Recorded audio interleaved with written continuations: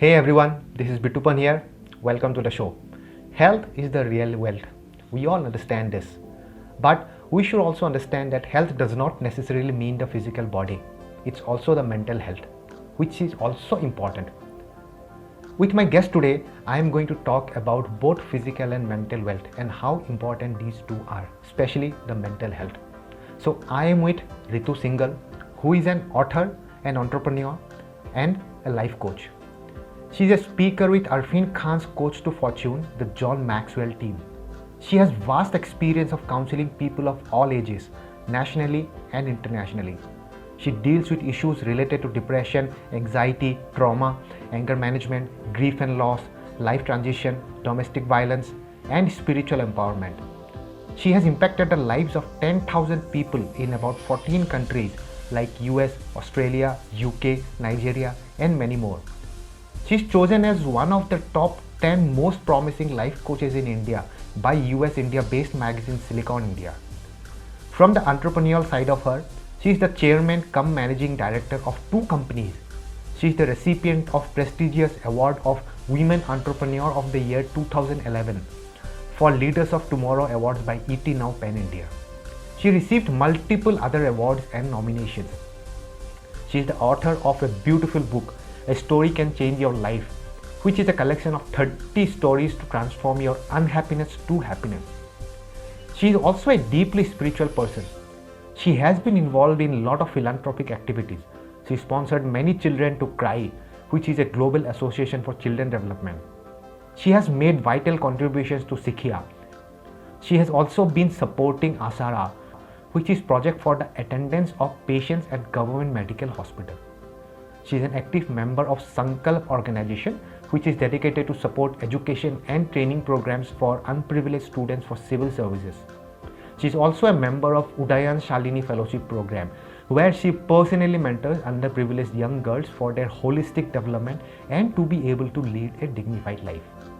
She is an active member of several social clubs and societies, including the Soka Gakkai International, which is an organization dedicated to revitalizing the legacy of Buddhist humanism. And these all accomplishments are by a single person, who is Ritu Singhal. Hello, ma'am. Welcome to the show. So glad to have you on my show. Yeah, same here, my pleasure. It's wonderful. Okay. Yeah. Yes, ma'am. So I have heard about a recent accomplishment of yours. You were selected as one of the top 10 life coaches in India by Silicon India magazine, right? Thank you so much. Yeah, congratulations. That's a great achievement, actually. Thank you. Yes, you have so many accomplishments, and how do you, make out time for all this? Because people are so busy nowadays with their personal issues, but you have some 10-15 different work that you do at the same time. I learned it long time back. When I visited Japan for some spiritual training course, where I learned that if you have to catch hold of three rabbits, so don't try to run after one, then you'll miss one, then you'll try to run after second, then so you need to sit down, plan properly, and plan some Okay, kind okay. of grains so that they all get together and maybe you can. So planning and staying organized is very important. Yeah. All right, I see. Fine. So we will mostly talk about wellness, which is obviously wellness is both mental and physical. What I see nowadays is that when we use the term health, people think by default it's only about the physical health. Yeah. But I think mental health, which is even more important than the physical health, actually, right? So yes, right. So how to means how people should understand that mental health is even more important than physical health. What should people understand about these two connections? Yeah, I think this is the best time to understand mental health because Corona, has shown that which is so invisible but has shaken the whole world, right? So nobody can see Right. what virus it is and what how it affects, but still we are so scared and it has really hampered our lives in every bit possible way, right? So same way, if we are not mentally healthy, It acts like a virus inside our life. It's invisible, but how it can impact our life, we don't know. So it's also, you can compare it with the roots of a tree. If roots are not healthy, maybe we can't see, we can see a huge tree and we can see, oh, maybe fruits and some flowering is happening and fruits will happen. But if roots are not strong, the tree will not be able to sustain any storm and it will may fall, it get uprooted. Same as our life. So mind is like, very, very strong. Like, again, another example I like to give you is like any infection in the body or cancer. Like there is cancer inside my body, but on the face of it, I am looking very healthy. I'm looking fine, so I don't take care. I don't, try to go to doctor, even if I am feeling some symptoms. But because more or less I am healthy, I feel it's fine. Until unless it gets to the, like it gets to other stages and where I feel threatened. So same is mind. We don't take care of mind, which is actually like the root of our life. If taken care well, roots are strong, then tree will definitely stay strong, have then healthy fruits. Mind is the controlling factor, but we can't see it, we can't understand it. India, especially, people don't really give so much importance to mind. I think people go to gym, eat healthy things, do a lot of things to feel good, look good, but they don't take care of mine. Like suppose I have to spend 10,000 rupees to buy a new dress, I easily do it because I want to look good. But if somebody says, please go to a counselor or coach and spend maybe 1,000 rupees or 5,000 rupees, we don't. We can buy mobile, but we don't want to deal with health. And that's why so many cases are increasing, because we are not dealing at the right time. That is very important. We ignore it actually, but that's the controlling point of our life. That's Right, it. right. Mhm. And compared to earlier days, just 15, 20 years back, we did not have things like cell phones, internet, and all. Now, life has become so sophisticated. I mean, with the click of a button, we can have access to anything that we want in the world, right? And life has become so comfortable. But still, the number of depression cases nowadays are increasing. People are more depressed than before, right? So, why do you think people are not really happy with this kind of environment that we have First right now? reason, yeah, first reason I believe is because human bonds have, we have more of friends on social media, but we don't have real friends. We don't have real bonds. Earlier, we used to join families, we used to discuss, we used to have a lot of people to listen, understand. But now we are small families and they are also busy on their mobiles or in their lives. So we hardly have people with whom we can discuss. We don't have time to understand our own child sometimes because we are too busy occupied with our own lives. And then our life is become very shallow as roots are very weak, mind is very weak. So then this little small blue tick, the friend has seen my message but has not replied, and that gives me depression, and I'm slowly getting into depression. My friend doesn't like me. He doesn't love me. So these small little shallow things have started controlling our life. Their expectations are very high from our own self and from our people around us. And when expectations don't get fulfilled, we get depressed. If the parents expecting something, you are expecting from parents something, or friends, or society, or your marks, or you're getting admission in best of college. See, every person cannot stand first. Every child cannot get the best IIT or IIM, right? But parents' expectations from a child makes child depressed. Similarly, a child, the parents cannot give car. I remember I went to a friend's house and her daughter was, they were having a fight. On what? Their daughter is saying, I want at least Honda City. And mother is saying, I can get you Maruti car. I was very surprised because in our times when we were studying, we never thought like that. I can ask car for my parents. So our expectations have become huge, and then we stick to too many, past experiences. We carry grudges a lot because our mind is so weak. So we are not able to really move forward. We are not able to forgive and forget. So many things.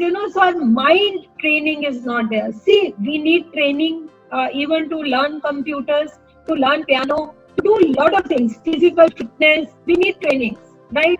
But for mentally, we are not doing anything. We think it's superfluous. We don't want to, even if we learn moral science in school, we learn it as a very mechanical process, marks lene. So we don't learn anything from that perspective. It is useful to my life.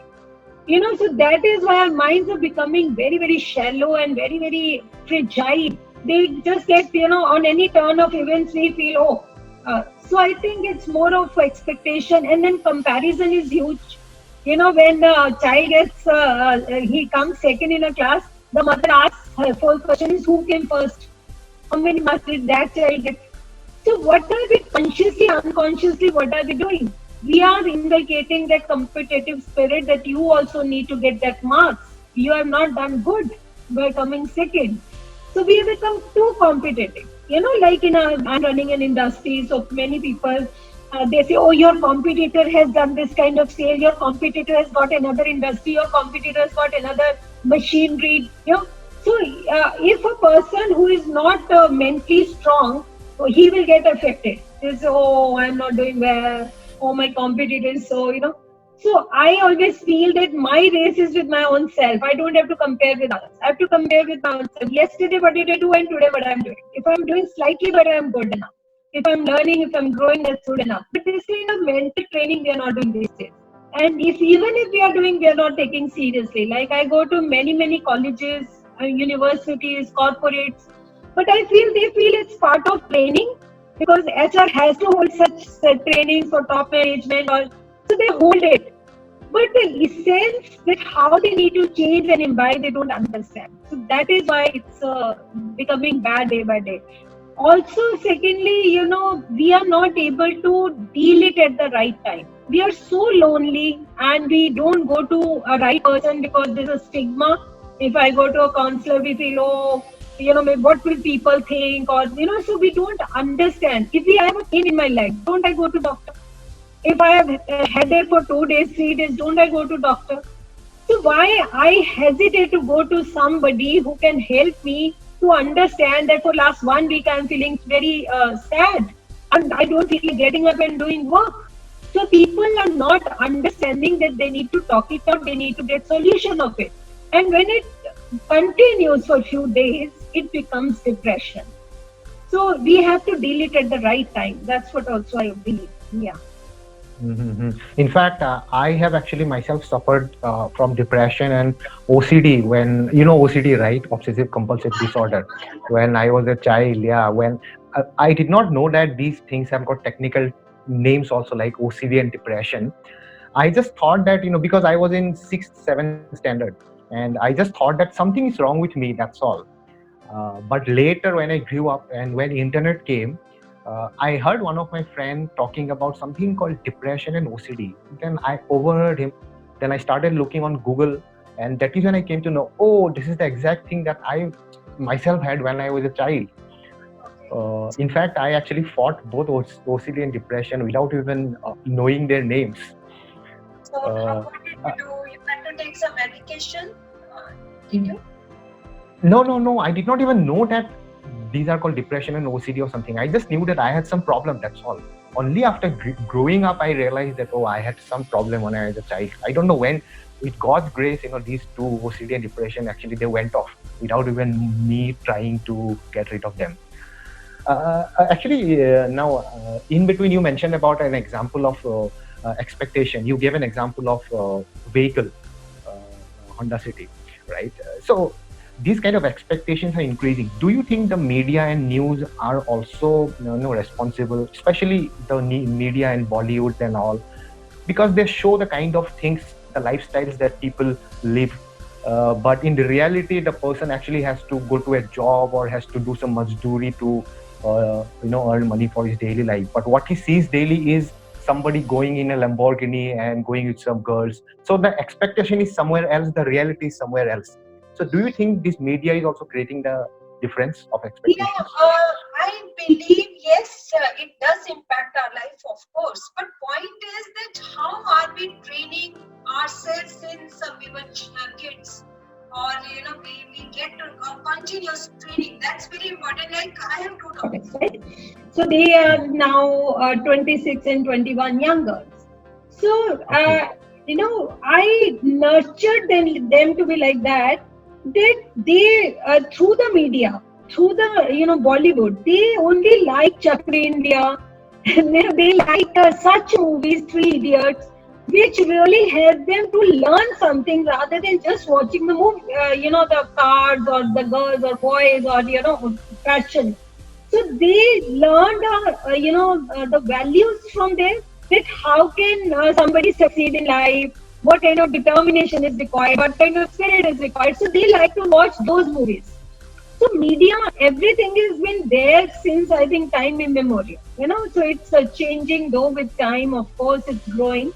But point is, what do we pick up? There is everything in this world. If there is dengue, there is corona, there is healthy things in society, good air, oxygen. So what am I searching for? Do I go to a nature and have a fresh air? Do I go for morning walk and have a fresh air? Or do I go in the evening when there is a lot of traffic and I like to go to malls and go like to? So it depends. You understand? So I think everything is there. So what my mind picks up, that is different. So I think again training comes into picture. I believe the no today what society needs is more of mental trainings than any physical one. Because if our mind is good, then we can be fit into we'll understand the importance of even physical fitness. We'll like to go in for that. If our mind is not there, I keep sleeping in the morning. So I'll not feel like doing anything. So people understand. They know mentally. They know that it is important, but they don't do. Why? Because they're not able to train their mind. They're not able to, fix it up. So I think they have influence, of course, and especially social media. All the time people are putting pictures on the, and people feel depressed. Oh, her husband is so good. They have such good family life, but my husband doesn't care. So such pictures, they get into that again, comparative kind of thing. But point is, these pictures don't depict anything. And we are spending so many hours on social media just cribbing about my life. I am not good. Oh, he's visiting London. He has gone to Switzerland, but my husband never taken me. So we get into that rut. And we are all the time, towards this views and, you understand what I mean, yeah? Yes, Yeah. yes, I understand. Uh, so talk to me about gratitude. I mean, gratitude is a very, very healthy emotion, and there is scientific proof that the more you are grateful, it helps in every way possible, including health, your physical health. But easier said, but it's very difficult to do, very difficult to feel grateful when you have some bad situation going on. So how do somebody change immediately from a depressed state or an angry state to a grateful state? I have a very strong spiritual background, so I've learned a lot of things from that spirituality. So our one of the literatures, they speak suffer what there is to suffer, enjoy what there is to enjoy. So what happens is then when we are even when we are suffering, there are many things to enjoy. I can tell you that when I was going through the worst period of my life, when my husband committed suicide and there were 60 crore loans and hundreds of court cases. So even at that time, when I was a housewife, I did not understand ABC of business. Even at that time, I would sit and pray in gratitude. What for? I will pray that at least there is roof on my head. I would pray that my children are so understanding in their cooperating, me not being at home or my being busy or my being occupied in so many problems. So they would take care of themselves. I would feel gratitude for my servant at home that he is there to take care and I can go and take care, right? So many things I was used to be grateful about. And because I learned from my spiritual leaders that if you pay gratitude this much, your good fortune will multiply this much. If you pay this much, it will multiply this much.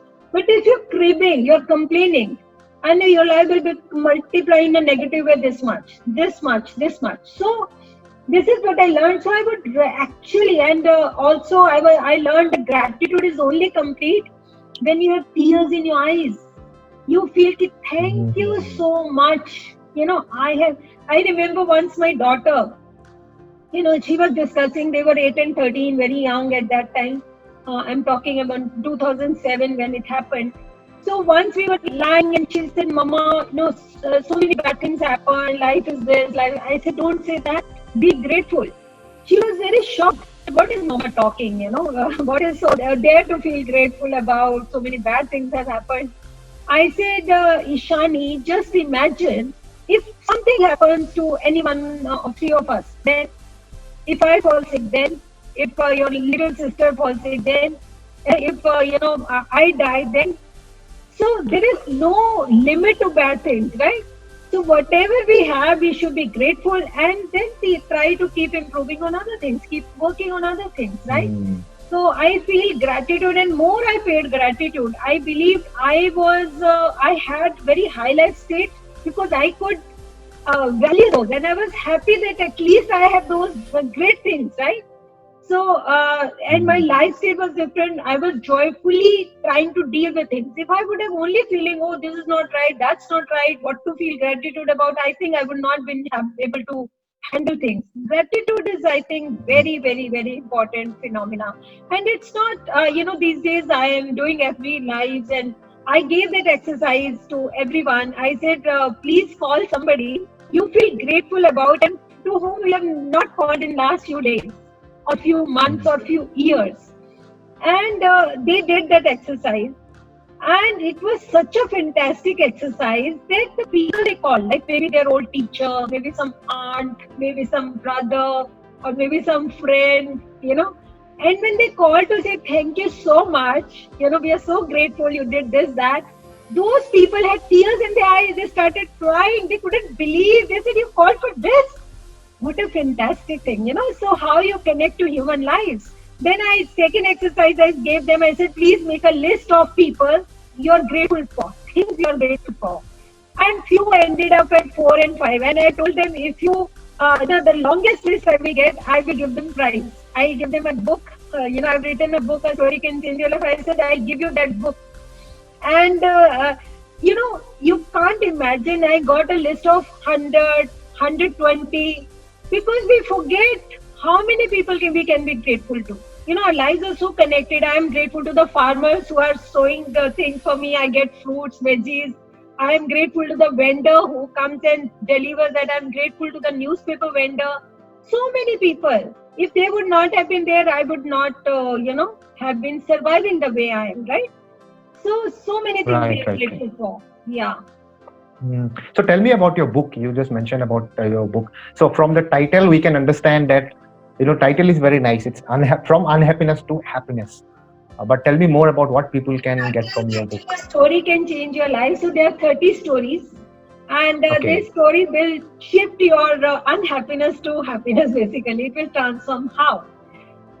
Like I'll give you one example. I have actually dealt with the different, emotions of human life. Like it could be criticism, it could be judgmentalism, it could be anger, like this. So, and how they impact our life. And we feel down and out and we feel life is finished, right? So like one chapter I have written about criticism. So in that criticism, I have written like a story which is so close to my heart. And that story I have actually used in my life, in my work, in my office, in my personal life. That story is about a frog. That there is a race of the frogs, and there are all kind of frogs, big, small, fat, thin, all kind of, right? So, and the audience standing on both sides, and they have to reach a destination. So when they are doing that race, all the audience, they are passing comments. They say, oh, he's so thin, how will he do? Oh, he's sweating so badly. Oh, he's walking slowly. Oh, he's this. And one little frog wins the race. You know why? Because he was deaf and dumb. So, if you're deaf and dumb to what people say, then you can really win your race. If you're all the time listening, oh, acha, that factory has done this, oh, this person has done this, oh, he's saying I'm not good enough, oh, he's saying I'm doing slow, and my handwriting is not good, then you will feel demotivated. Also, there is mention of that if somebody throws garbage outside your house, so what do? Do you take that garbage inside your house? No, No. you don't do, right? So why do you keep garbage of other people, what they say, inside your house, inside your heart? And also I mentioned in the same thing that how when you're driving a car and the dogs bark, so do you reply them back? By barking at you. So you don't do that, right? You just simply put the window up and you go, and they also ultimately forget it. So we don't need to respond to every criticism. So, and then I have written even the positive side of it. Even somebody is saying and you feel is your well-wisher, and he might mean good, so then listen to him. Maybe whatever he's saying, maybe 9 he's wrong, he's evaluating it wrong, maybe 1% is right, so we can correct that 1%. That way we can grow also. So there are this kind of stories. Then there is a chapter where I have given importance on that, how you can be sun, sun, sun. You can shine. Sun. Okay. Suppose I am all the time thinking of myself, I, and I feel, oh, you haven't done this, why did you say this, why you did not do this, then I become sin, sin. But if I put you in the center, then I become like a sun. What can I do for you? Oh, hi, I hope you did like it. But so if I start putting other people in the center of life to do good, then I'll become like the sun, like the way sun gives warmth. And so like this, there are many, many stories why we should not use but, how much gratitude can really work, how you can contribute no matter where you are, what you are. Like we feel, oh, what can I do? I don't earn, I don't have money, I don't have my own job. How can I contribute? So we, like in this corona and lockdown period, we believe, what can I do? How can I do? My own situation is not so good, right? But in that, I've given that how you can do. Even a person who is blind in the hospital, lying on the bed, he is telling such wonderful stories from the window to the other person. And the other person is feeling jealous, so he's on the window, he can see all this, he is enjoying. And when that person dies, he is shifted to that window, bed, and then he sees there is a wall. And he asked the nurse, when did this wall come up? She said it was always there. I said, no, but he used to tell the children are playing, there's a park, beautiful, it's raining. I said, no, he was blind. How he could? So he was trying to still entertain him in spite of being blind. So how much we can do in every situation. So like this, there are wonderful stories. There are stories which I've picked up from my own life, from my working environment. Like people resign. They used to resign, then how I would talk to them, I would encourage them. Like one person tried to resign, I asked him why, because he has conflict with HR head. So I asked him that if you go in the road and there is a huge, all kind of people, somebody is really drunk, somebody is driving very rashly, somebody is mad, some cow is going, so what do? He says, I might make my way and I go. So he said, same you have to do here. So all kind of people are there. You have to, make your way. What do you think? If you go to another company, you will get all people, those who just work according to you. You are conveniently walking a straight path. No, you will have to adjust, right? So like this kind of situations I've given, stories I've given, practical examples I've given. I think it's interesting. You also must read. Yeah. I'm definitely gonna read.